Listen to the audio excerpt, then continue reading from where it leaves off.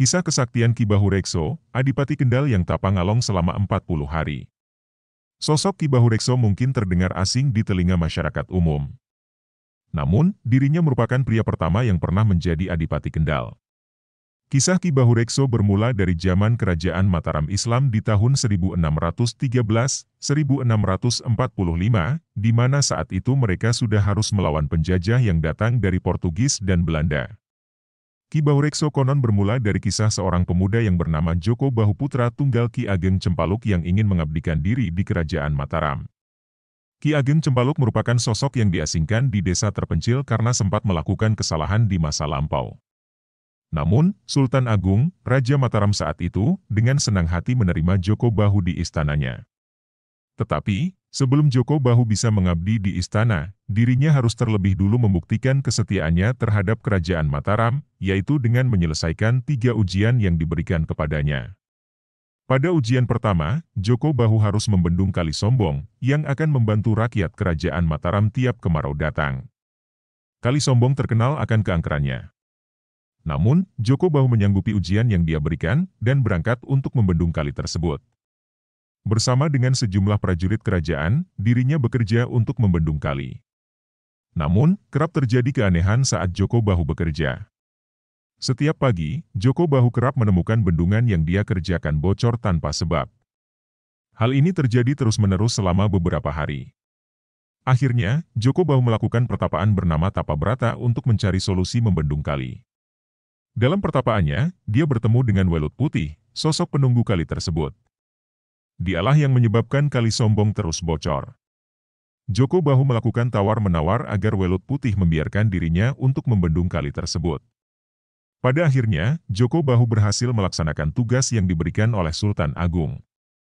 Namun, tugas Joko Bahu belumlah selesai. Kali ini, dia harus membuka lahan di tepi pantai bernama Alas Gambiran. Serupa dengan Kali Sombong, tempat ini juga terkenal karena keangkerannya serta lokasinya yang jauh untuk dicapai. Alas Gambiran juga terkenal menyesatkan. Banyak pelancong yang melewati lokasi tersebut, dan justru malah tersesat di dalam hutan tersebut. Agar tidak tersesat di dalam hutan, Joko Bahu melakukan pertapaan bernama Tapangalong selama 40 hari lamanya. Tapangalong sendiri merupakan bentuk bertapa mengikuti posisi kalong. Tapakalong sendiri dilakukan atas saran Ki Ageng Cempaluk. Dirinya memberitahu Joko Bahu melakukan hal tersebut karena usahanya ingin digagalkan oleh Dewi Lanjar, utusan Ratu Kidul. Rupanya, setelah bertapa selama 40 hari, Joko Bahu berhasil mengalahkan Dewi Lanjar dan akhirnya berhasil membuka lahan untuk Kerajaan Mataram. Sultan Agung merasa puas dengan pekerjaan Joko Bahu. Dirinya memberi julukan, Ki Bahurekso, kepadanya dan menjadikannya sebagai Adipati Kendal yang pertama. Kendati demikian, Ki Bahurekso masih harus menyelesaikan satu tugas terakhir, yaitu melamarkan seorang putri cantik dari Kali Salak bernama Nyi Rantang Sari untuk sang raja. Namun, Nyi Rantang Sari justru malah jatuh hati kepada Ki Bahurekso. Dirinya tidak ingin menerima pinangan dari Sultan Agung, dan memilih untuk bersama Ki Bahurekso.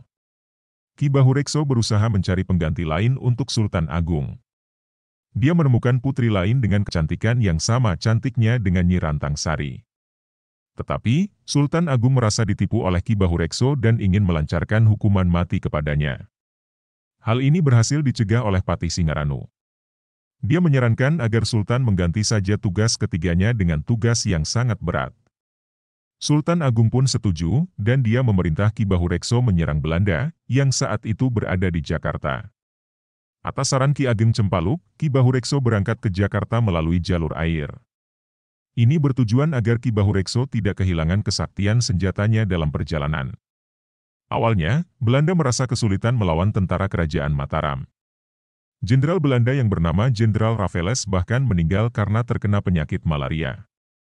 Akan tetapi, Belanda tak kehabisan akal. Mereka membakar lumbung-lumbung makanan tentara Kerajaan Mataram sehingga mereka kehabisan perbekalan. Akibatnya, Ki Bahurekso dan pasukannya takluk dalam pertempuran tersebut. Ki Bahurekso memutuskan untuk membuat sebuah keraton di desa Kadipaten, dan tinggal di sana karena tidak berani pulang ke kerajaan. Kabar tersebut terdengar sampai ke telinga Sultan Agung. Dirinya mengutus pendekar dari Cina yang bernama Tan Jin Quen untuk menghabisi Ki Bahurekso. Ki Bahurekso tewas di tangan Tan Jin Quen, dan dia menggantikan posisi Ki Bahurekso sebagai Adipati Pekalongan pasca peristiwa tersebut terjadi.